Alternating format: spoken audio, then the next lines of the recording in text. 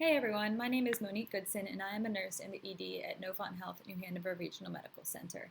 My educational innovation is on sepsis and the code sepsis process in the ED. This innovation is needed in this setting due to poor 3-hour bundle compliance and a lack of knowledge among nurses regarding the parameters for order set utilization as well as code sepsis activation. This was determined through nursing surveys and interviews.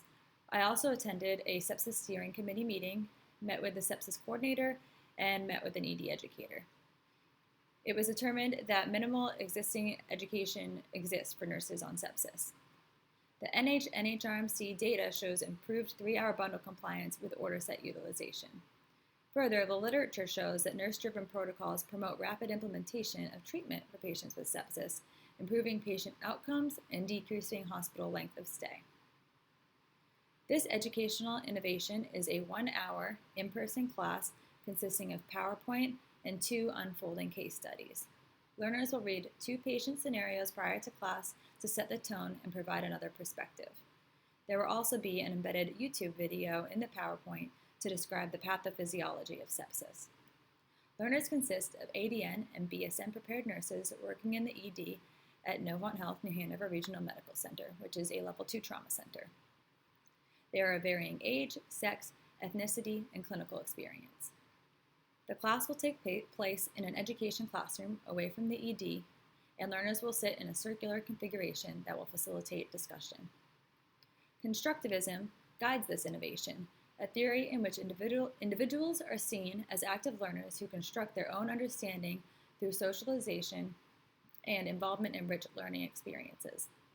Learners are thought to develop new knowledge through utilization of existing knowledge. This is fitting for the learner population as these learners have accumulated a wealth of knowledge through their schooling and clinical experience. According to Bristol et al., lecture allows effective presentation of up-to-date information, outlining key points for learners to remember and examples to relate to patient care. Buraku and Arslan and Lee et al. Discuss case-based learning, such as with case studies. This instructional strategy is student-centered and engages learners in realistic scenarios, promoting decision-making, self-assessment, and critical thinking.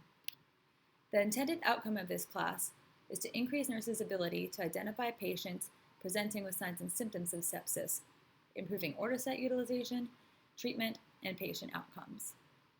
Formative assessment will be used during these case studies through incremental pauses for discussion, reflection, and real-time feedback. Achievement of learning objectives will be evaluated through a 5-question quiz completed at the beginning of class and again at the end of class once the innovation has been completed. The first will be used to determine baseline knowledge for learners, and the second will show knowledge gained from class. Learners must obtain a score of 80 or higher to pass with 1 additional attempt following self-remediation if this score is not met. Learners will be graded as a pass or a fail. There will also be an evaluation of the instructor and the educational experience that learners will complete after their quiz to provide feedback on the instructional strategies, learning environment, resources, or anything else that they would like to provide feedback on. It includes 7 Likert scale questions and 1 open-ended question. I look forward to implementing my innovation in the next couple weeks and completing an evaluation of the effectiveness of my innovation. Good luck, everybody.